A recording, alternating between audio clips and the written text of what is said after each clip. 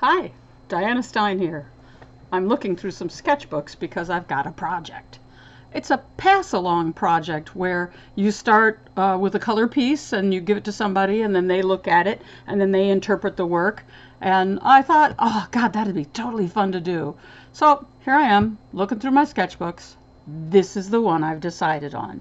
It's pretty birdies. It's got a lot of energy. I made a copy of it for myself. This is straight out of the sketchbook. So here I am. I'm going to put it out on watercolor paper, get it all done. I like the Arches watercolor paper, hot press. Hot press means that all the lines and the shapes are my own ideas. There's no bumpy texture to get into the way. So I'm redrawing the sketch. I'm not just transferring it or tracing it. I'm redrawing it all. I figured that way it's more my art. It breathes life into it. Yeah, I'm kind of following the same ideas, but you draw something twice, you draw something 3 times. It's a little different every time. So now, this is just drawing, redrawing, having a good time, looking at what I'm doing. There's a lot of this video that's just here, I'm drawing. I hope you don't mind.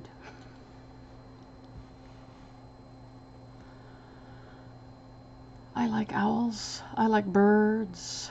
I'm into the new fossil thing. Look, it's done! The magic of television.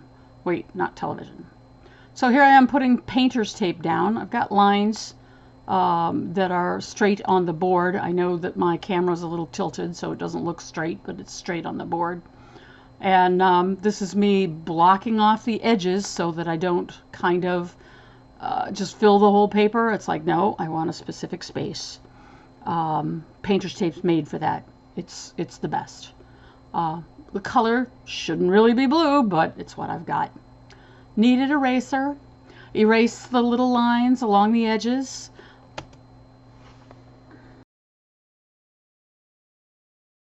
Well, here's my watercolor palette.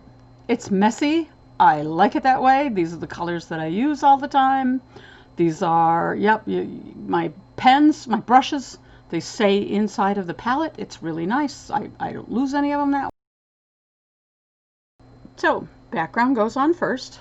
I like to add a little interest here and yon. If you put the background on first, then you're not fighting over the top of the characters. It's just a matter of trying to go lights and darks in the various areas.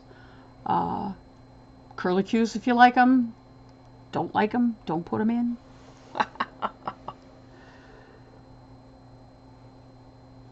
Okay, so don't be afraid of the darkness or the lightness of your color. When you're working in watercolor, you can put water on and pick up the color. You can dab it, get it white, put a paper towel in it, lift off the color so that you can kind of go back to what you like. If you want something darker, you can always go in and dab again. If you'll wait a second, once I start that pretty rock, you'll see how it gets darker.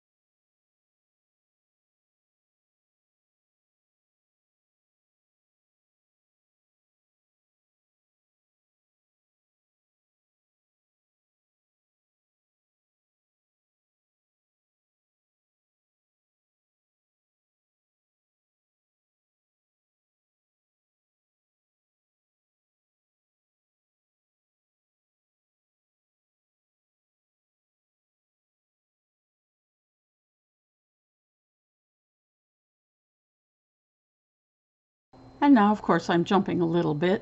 I wanted to get to that fossil rock. I like fossils. I like curlicues. That's kind of the whole part of this thing. It's just for fun. So here I am wetting the area, and then I can go back with a pure tone. I pick up directly from the pigment of the paint and get that stuff on. You can always go darker. You can always move things around, get an even tone to start with. And now, don't be afraid. Just dip it on in. You don't like it, you can wipe it off. Just get it wet, wipe it down a little bit. It's a lot of fun. Practice, just joy.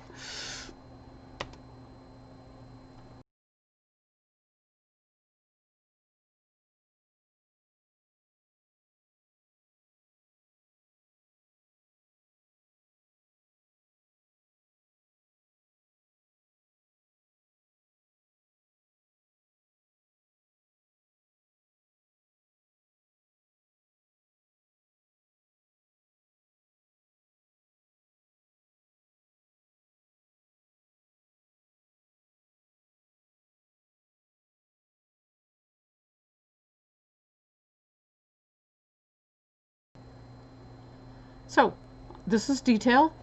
It's the details that I like. I wanted the rock to be kind of an establishing darker space. So the idea of adding a little more of a warm tone in there against the cool tone of the water. Warms, cools, neutrals. That's kind of what I've got right here. Uh, the beach and the rock being beautiful, and then adding in detail, color, living it up.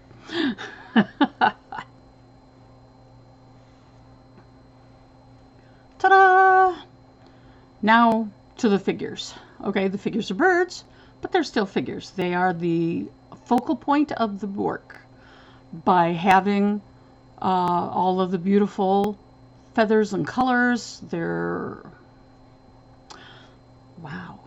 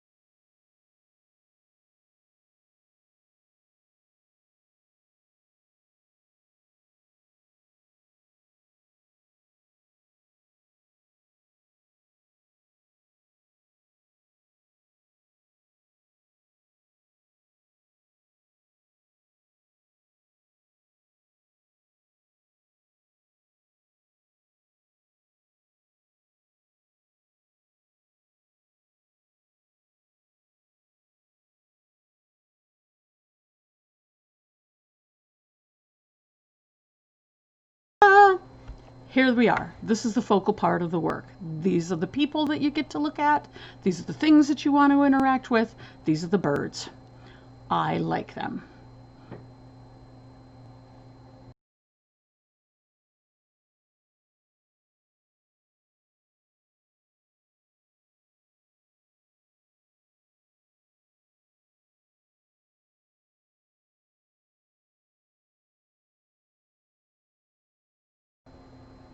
So here, kind of happy. Get that puffin in. To me, the puffin is kind of like the star. But now, colored pencils. Yeah, okay, I'm done. I got my basic tones. Now I want to go in and I want to pick things out. I want to make them better. I want to make them sharper. I want to really work down into them. And then when I'm done working down into them, then I get out the white paint. This is gesso for me. I got a big jar of it. It could be anything as long as it's like, here's my contrast. This is where if I've made a little mistake, I can go back, I can correct it, I can go over it, I can add things or take things away. Colored pencils, same way. You have that opportunity to lighten or darken and keep your points sharp so that I can get into the little teeny areas. And, you know, just kind of like, am I adding this? Am I enjoying this? What needs to be where?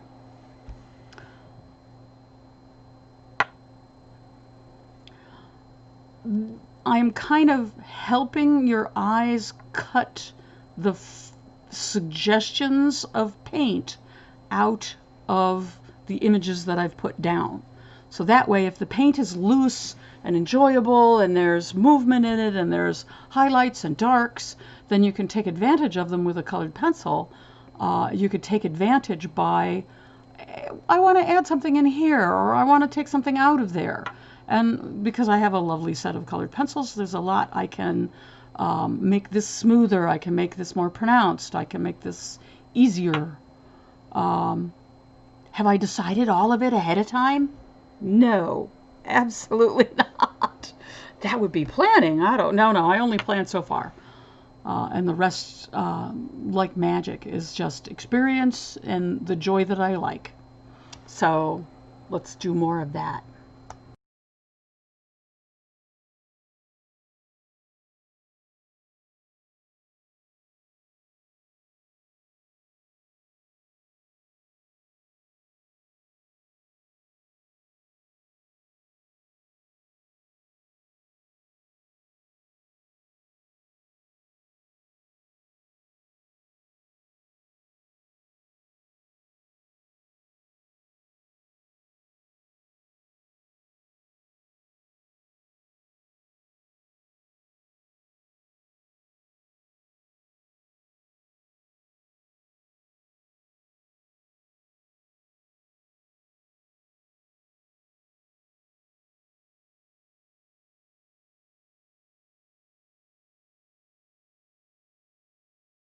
Here it is, all done. I like it. The blue painter's tape is gone. I've got the color where I like it. It was a nice project. It didn't take me all day. I really liked it. It probably took me longer to make this video than the picture, but I'm trying my best here to do all sorts of things. So I hope you like it. Enjoy.